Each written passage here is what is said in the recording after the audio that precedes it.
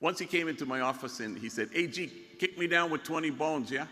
I said, "What do you need $20 for?" "Taking my lady to the movies." I said, "Well, how old are you?" 12. I go, 12? How old is your lady? 16. I said, 16? He goes, "Yeah, but she's short." Here's $20. And then he sort of loved, picking up English expressions from, commercials and TV. One day he came in, I think he had learned this from like a Pollo Loco commercial, and he said, "Hey, G, you know what you are? You're the real deal." I remember there wasn't school the next day. It was around 9, and it was kind of a warm evening, and Beto was playing with his cousin. There were 2 gang members standing in front of a dumpster smoking cigarettes, and a van came in with 2 gang members with heavy weapons. And they see the 2 gang members and they begin to open fire. But Beto didn't move, and because he hesitated for even a second, suddenly a very large bullet entered his side and traveled through his body and left.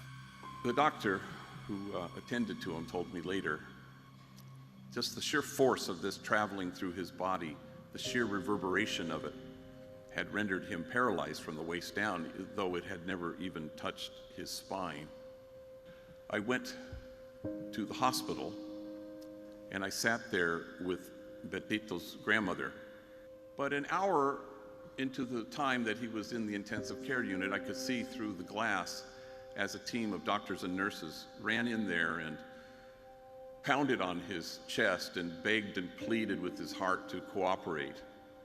And it just wouldn't. And he died. Now, Betito was precocious and smart, and he was 12 years old, and he was the real deal.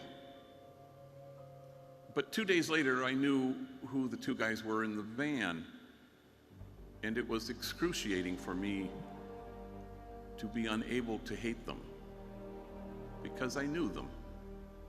And I knew their stories, and I knew the terror, and I knew the torture that had darkened their lives. I knew all that had happened to them, and I knew that they also were the real deal,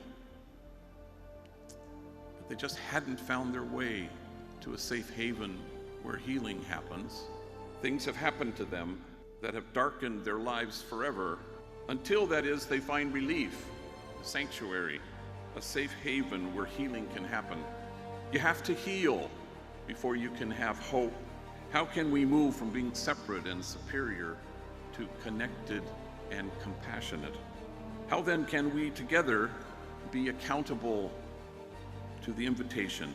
The invitation is to place one's fears in the cradle of loving kindness. All of us stare at our own shared ruin, and then we walk away together.